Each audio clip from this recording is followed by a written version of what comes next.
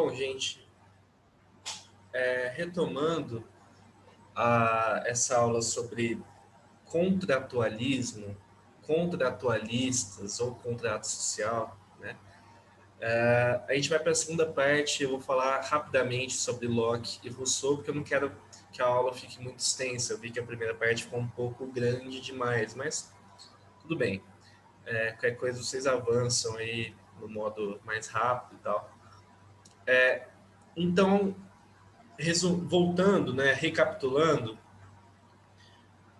os contratualistas buscam compreender em que consiste o estado de natureza humano, ou seja, a condição humana antes de viver em sociedade civil, o que consiste essa condição humana, quais são as características da condição humana natural, tá? E por que esses seres humanos se submeteram ao Estado, à sociedade civil, né?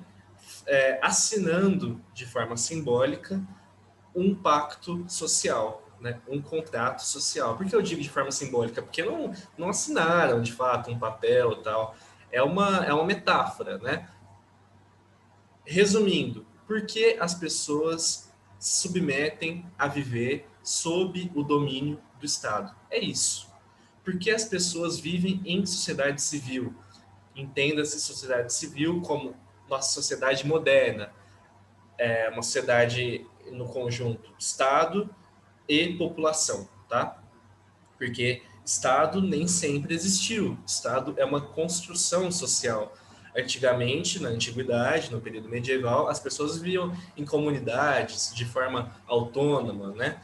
Por que essas pessoas, então, renunciam suas liberdades, né?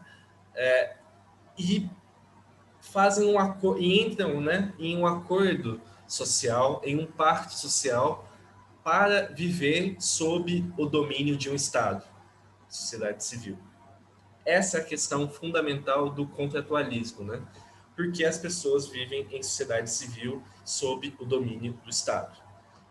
Eu gosto de repetir porque eu penso que a sedimentação, né, a consolidação no intelecto, na consciência, na subconsciência, no inconsciente, isso grava, isso é importante a gente recapitular, a gente voltar, porque não é uma coisa muito... É uma coisa mais ou menos complexa, né? Mas é isso, gente. Contrato social é isso, tá? E a gente vai ver, então, agora John Locke, né, um escritor que viveu aqui, ó, na século XVII ao século XVIII, escritor, filósofo político inglês, né, faz parte do iluminismo inglês, e sua obra mais famosa é o segundo tratado do governo, né, que eu coloquei aqui na foto, o nome em inglês, mas é isso, uma representação de John Locke. Bom, então a gente vai fazer aquele mesmo sistema, aquela mesma sequência, compreender o que esse autor pensa sobre o estado de natureza humano e depois por que as pessoas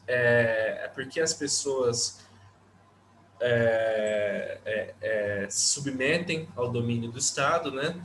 E qual é o dever, o papel do Estado na sociedade civil. A gente vai fazer o mesmo caminho. Então, para Locke, no estado de natureza, vou ler o slide, né? Éramos juízes em causa própria. Teoria da tábula rasa, já explico. Concepção antropológica ou de ser humano, justnaturalismo, direitos inalienáveis que não se pode tirar, direito à vida, propriedade privada e liberdade. Homem não é postulado universal, nem todos são livres, racionais e iguais. Beleza. Primeiramente, gente, Locke é um empirista. A gente vai compreender melhor o que é empirismo, racionalismo, quando chegar a essa aula. Mas o empirismo vem da própria palavra empírico, né? Empírico significa algo experimentado, prático, né? Os empiristas, eles acreditam que o conhecimento humano, ele resulta de sensibilidades e de conhecimentos práticos, de vivências. Não existe um conhecimento a priori, como vai pensar até mesmo Kant, mas fundamentalmente Descartes. Não existe um conhecimento a priori. Não existe um conhecimento inato ao ser humano, que já vem do ser humano antes mesmo dele se conceber no mundo. Os empiristas vão falar, não, não, não, não, não. As pessoas, o ser humano, ele adquire conhecimento a partir de suas experiências e de suas vivências e das sensações, né? E das vivências de uma forma geral. E a teoria da tábula rasa é justamente isso. Significa que o homem é uma folha em branco, é uma lousa em branco, como ele diz na metáfora. Uma lousa em branco, tá? Ou uma folha em branco, tanto faz. A metáfora é essa. O ser humano é uma folha em branco, certo? Uma folha em branco, e a gente rabisca essa folha no decorrer da vida. E aí sim o ser humano vai adquirindo conhecimento, adquirindo razão, adquirindo moral, tá? Que sejam boas ou ruins, tanto faz. Mas o homem em si, não existe uma racionalidade inata ao homem, que vem de fora, ou que é eterna, ou que já se inscreve na própria consciência humana. Não existe isso para o empirista, porque para o empirista é a experimentação e a vivência prática que vai gerar o conhecimento. Então, é importante compreender isso para a gente compreender o que é o estado de natureza em Locke, né? É exatamente isso, é a tábula rasa. Então, as pessoas eram juízes em causa própria, né? Não existe uma moral ali necessariamente a ser seguida, né? As pessoas viviam e se concebiam e experimentavam e conheciam a partir de suas vivências, tá? No estado de natureza humana.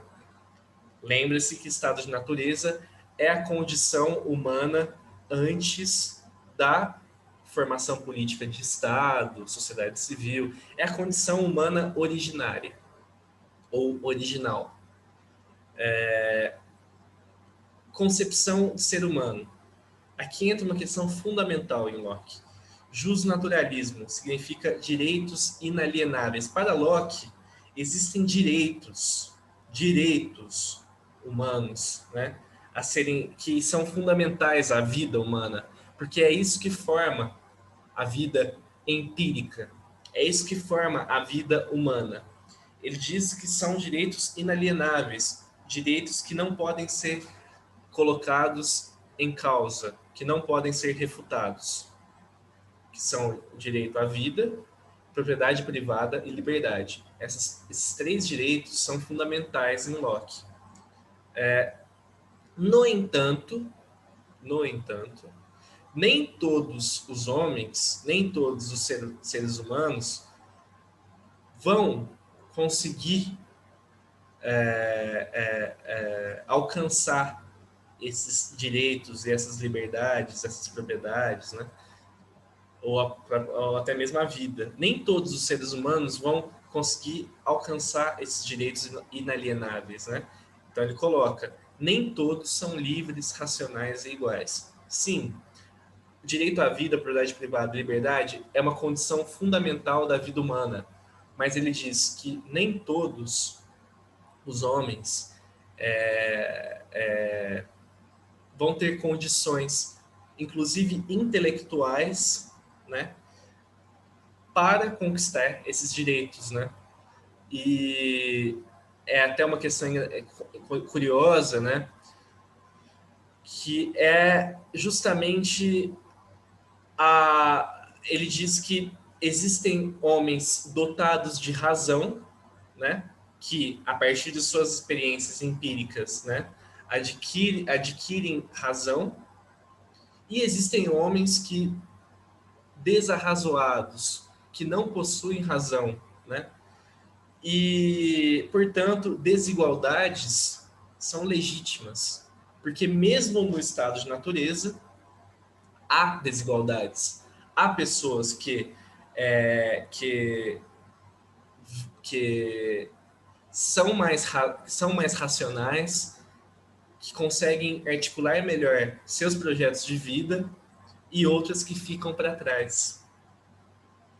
Então, existe uma desigualdade no estado de natureza lockeano, tá? Não é que era tudo igual, todo mundo igual, tal. Não, não é isso. Existe desigualdade no estado de natureza lockeano. E existem pessoas, digamos assim, as pessoas mais avançadas nessa desigualdade, as pessoas que estão numa situação melhor, são as pessoas que têm condições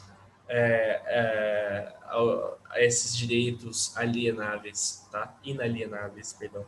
Direito à vida, propriedade privada e liberdade, porque nem todos vão conseguir alcançar esses direitos, essa é a ideia. E é aí que reside o justnaturalismo e, amarrado ao justnaturalismo, uma ideia de meritocracia, né? Porque nem todos vão conseguir contemplar, vão ser contemplados, né, com esses direitos universais ou inalienáveis, nem todos, só os melhores, entende? E aí, o contrato social para Locke é, na verdade, a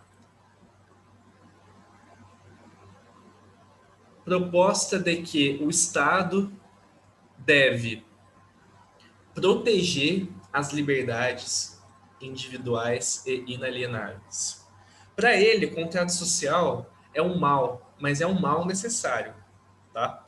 Então, o Estado de Locke é um Estado que tem como finalidade a garantia dos direitos inalienáveis dos indivíduos.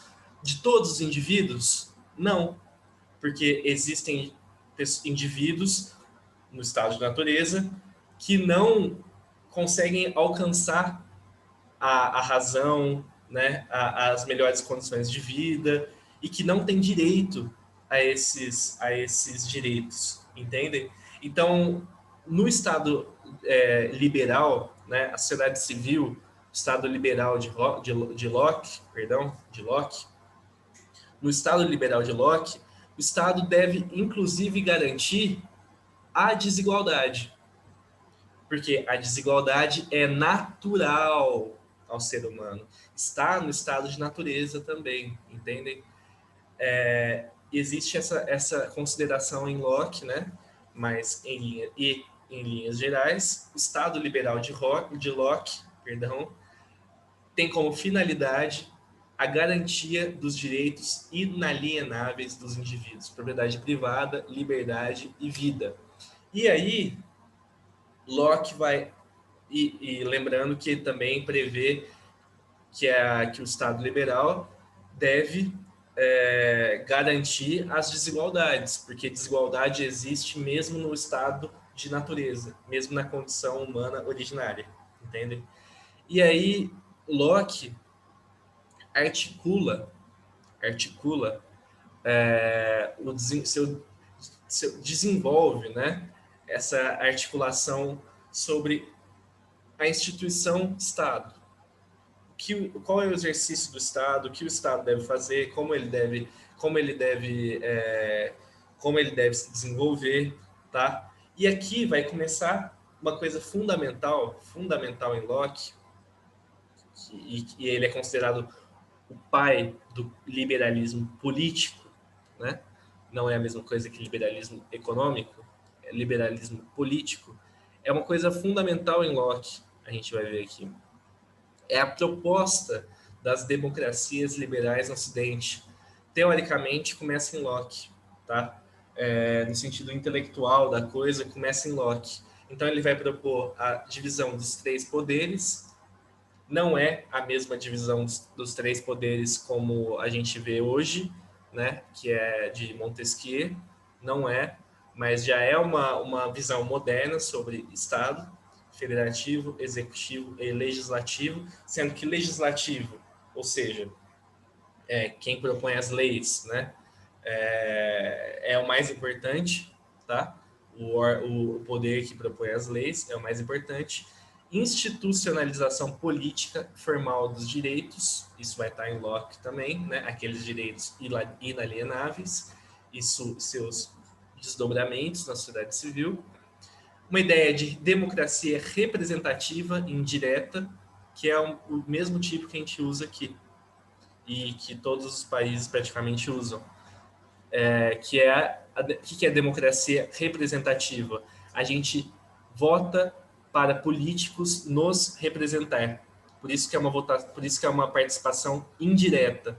A gente não vai lá no Congresso, né, ou no Senado votar. A gente não vai na CPI votar. A gente não participa diretamente, mas a gente vota em políticos que participam diretamente. Então, é uma democracia representativa ou indireta. Isso é democracia indireta. Democracia direta é quando os próprios cidadãos têm poder de voto na Câmara, por exemplo, entendem? Em algumas cidades isso acontece, principalmente em outros países. Aqui não tem tanto essa cultura de participação política, mas em outros países isso é mais normal. Até nos Estados Unidos isso é muito normal. É, participação política nas cidades, os cidadãos podem votar na Câmara e tal. Isso não acontece. Aqui no Brasil, não muito. E tá em Locke esse elemento, tá? Democracia representativa ou indireta. Cidadãos podem eleger políticos para os representar. E também defende a revolta popular contra governos tiranos. Diz que é importante a população se mobilizar contra governos tiranos. Né? Então é aqui, em Locke, eu quero que esteja muito claro que começa a se desenvolver uma ideia de democracia liberal. Tá? Por isso que ele é o pai do liberalismo político. E para ele, o Estado liberal, na sociedade civil, tem a função de garantir os direitos inalienáveis dos indivíduos, né? Direitos inalienáveis que já existem no estado de natureza. Essa é a ideia de Locke, tá? O Estado liberal é um Estado garantidor, que ele deve garantir direitos alienáveis que já estão escritos no estado de natureza. E agora a gente vai para Jean-Jacques Rousseau, grande filósofo suíço, iluminista, tá? Que também vai ser importante na França, né? E para a Revolução Francesa, enquanto teórico, político, também vai ser importante para a condição intelectual da Revolução Francesa, tá? E é muito importante aprendermos bem Rousseau, né? Tem muito a nos falar, a nos dizer. Então, mesma coisa, vamos compreender o estado de natureza de Rousseau, vamos depois entender qual é a ideia de Rousseau acerca da sociedade civil, tá? Então, para Rousseau, o estado de natureza humano consiste em seres humanos livres, felizes e indiferentes, né? Espécie de neutralidade. Sabe aquela frase, o homem nasce bom, mas a sociedade o corrompe? É uma frase que está em Rousseau, é dele. Então, ele tem essa ideia de que o homem, no estado de natureza, é bom por natureza, tá? Amor de si significa justamente esse elemento de auto-reconhecimento, né? Reconhecimento de si e reconhecimento do próximo também. dignidade universal, fraternidade, solidariedade, respeito e reconhecimento mútuo. Eram elementos do estado de natureza russoniano. Cooperação simples, piedade e autenticidade. Isso também está no estado de natureza russoniano. Você pode falar, então era perfeito. Sim, o estado de natureza em Rousseau é um estado de ingenuidade mesmo, mas ingenuidade no sentido mais puro, no sentido bom, sabe, da coisa. Um estado onde não havia o mal, onde não havia desigualdades, onde não havia competição. É nesse sentido. Inclusive, o contrato social em Rousseau é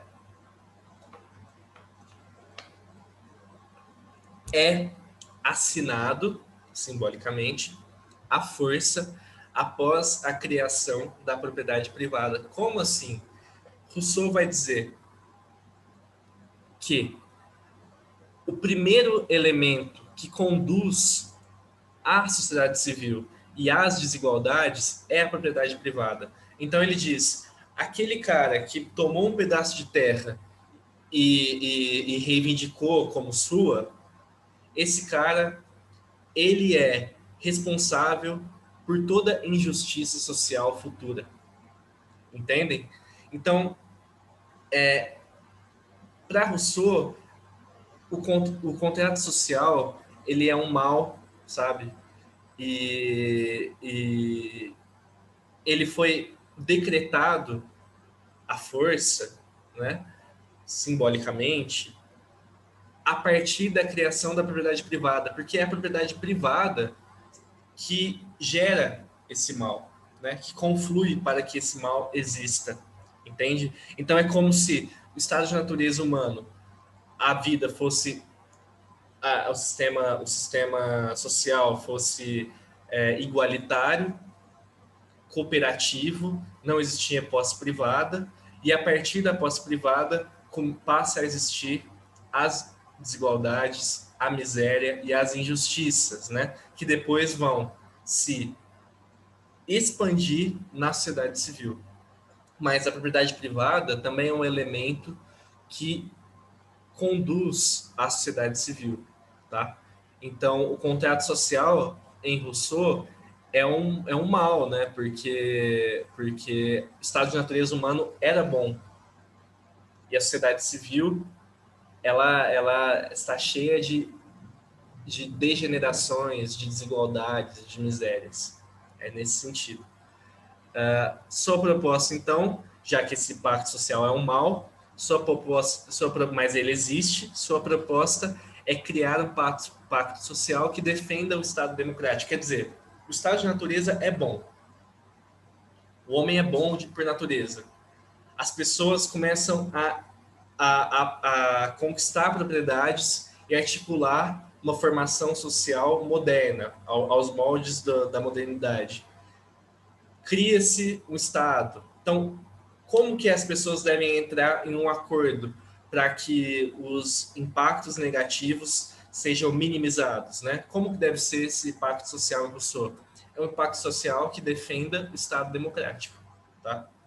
Que então que consiga minimizar as desigualdades, tá? Consiga minimizar as misérias, tá? E aí ele vai defender na sociedade civil, né? Vai defender a democracia participativa. Em Locke, eu falei de democracia representativa. Em Rousseau, é democracia participativa ou direta. Em Locke, é indireta. O que significa isso? Democracia participativa direta.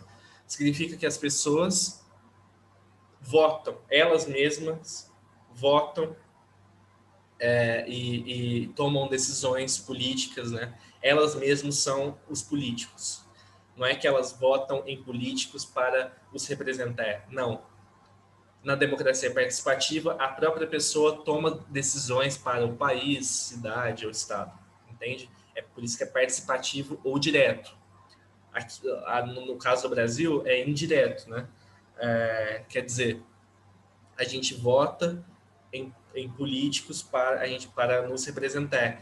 O Rousseau defendia uma democracia direta, participativa. As próprias pessoas têm poder de decisão, entendem? Rousseau é um republicanista, é um republicanista, um republicano, tá? E um republicano radical, por isso que eu digo republicanista, porque é um republicano radical, radical. Seria um filósofo político mais de esquerda na linguagem atual, tá? Seria mais de esquerda, seria mais socialista na linguagem atual. Então ele pensa que a soberania, que a gente viu lá, que é o Estado, né?